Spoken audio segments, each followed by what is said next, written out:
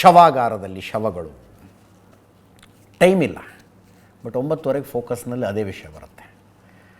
ಈ ಚೀನಾದವರು ಪ್ರಪಂಚಕ್ಕೆ ಮಾಡೋದು ಒಂದೊಂದಲ್ಲ. ಇವರು ಇವತ್ತಿನ ತನಕನೂ ಕೊರೋನಾದ ಸರಿಯಾದ ಇನ್ಫಾರ್ಮೇಷನ್ನೇ ಕೊಡಲಿಲ್ಲ ನೋಡ್ರಿ ಅವರು.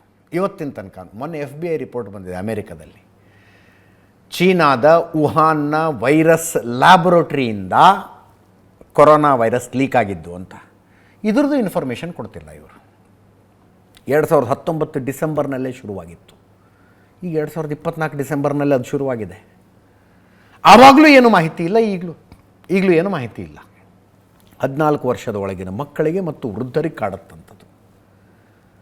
ಇಟ್ ಈಸ್ ಸ್ಪ್ರೆಡ್ಡಿಂಗ್, ತುಂಬ ದೊಡ್ಡ ಪ್ರಮಾಣದಲ್ಲಿ ಸ್ಪ್ರೆಡ್ ಆಗ್ತಾ ಇದೆ. ವರ್ಲ್ಡ್ ಹೆಲ್ತ್ ಆರ್ಗನೈಸೇಷನ್ಗೆ ಚೀನಾದವರು ಇನ್ನೂ ತನಕ ಇದರ ಮಾಹಿತಿ ಕೊಟ್ಟಿಲ್ಲ. ಕೊರೋನಾ ಟೈಮ್ನಲ್ಲೂ ಅವರು ಕೊಟ್ಟಿರಲಿಲ್ಲ, ಕೊಡ್ತಾರೆ ಅನ್ನುವ ಗ್ಯಾರಂಟಿನೂ ಇಲ್ಲ. ಇನ್ನು ಏನೇನು ಮಾಡುತ್ತೋ ಈ ದೇಶ.